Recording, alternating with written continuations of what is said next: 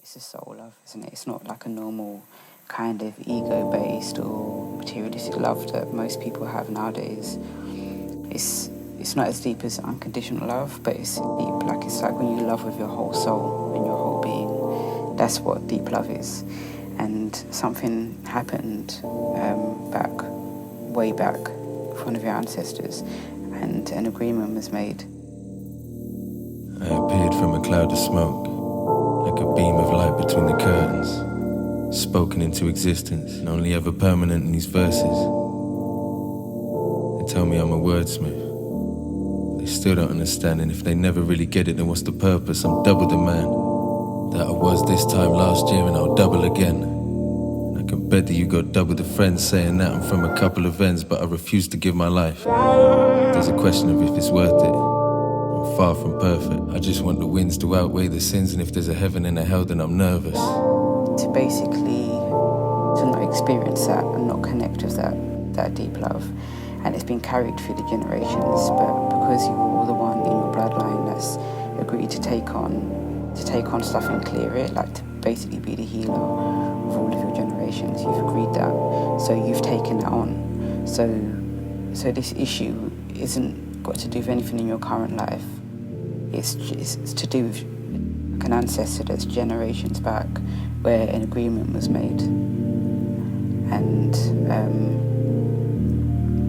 hold on. Okay, so it's kind of like honouring your ancestors to carry that forward. And like I said, you've agreed to take it on so you can free your whole bloodline. The pressure gave me a headache till I understood why.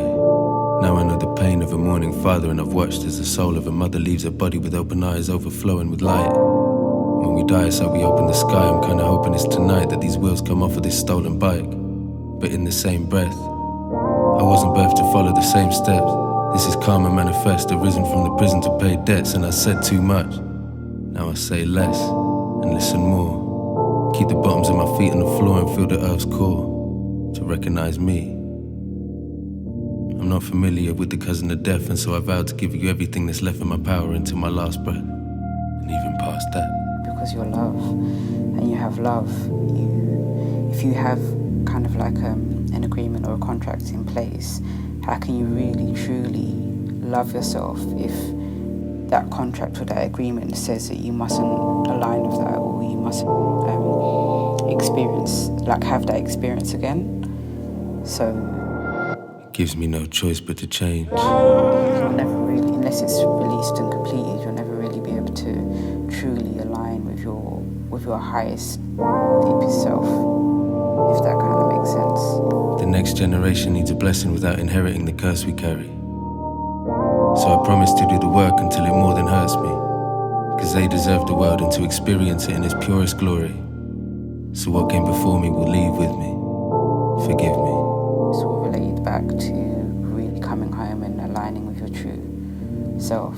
So having that agreement in place